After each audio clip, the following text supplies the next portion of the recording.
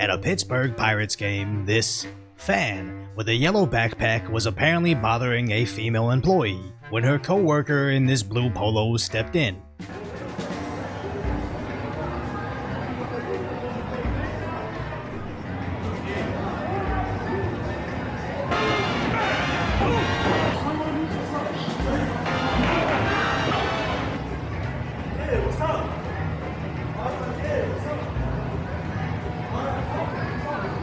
Now, I somehow doubt Yellow Backpack has been in many fights, as Polo's shirt was clearly starting to square up with him, but he's still under the impression he's bullying an employee, as bullies mess with people at work for the same reason bullies mess with people 50 pounds smaller than them. They think they can't fight back, but Blue Polo guy just decided he wants his pride more than he wants his job, as after the fight was over, he decided to spit on the employee.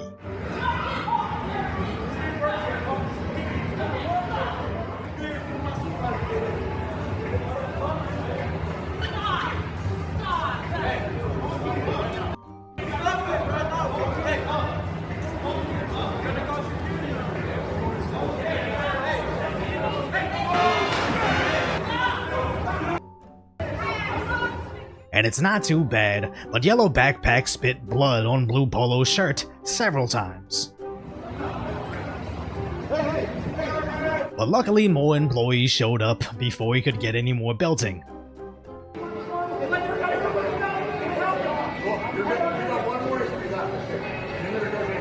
As this was caught from several angles, and even local CBS covered the story, repeating the claims that they were bothering a female employee. And even though Blue Polo tried to disengage before the fight began, the Pirates put out an official message stating the employee was immediately suspended, as obviously their hands are tied, and I imagine his employment will be quickly ended. But in the court of public opinion, as this story goes viral, as at least one guy in the Pirates organization can hit, and after that performance, he just deserves a raise. Even trying to get a GoFundMe started for him, getting over 4,000 likes. Now, not everybody deserves a crowdfunding campaign, as somebody also clipped the video of the guy just getting belted by the employee, and everybody on that thread took his side. So for all we know, there's an additional minute of footage that would change our minds again. I'm just amazed at the persistence of the guy getting knocked around, as every step of the way he was losing that interaction, and he just kept on escalating it under the presumption someone was going to step in and save him, which is probably why I won't take his side,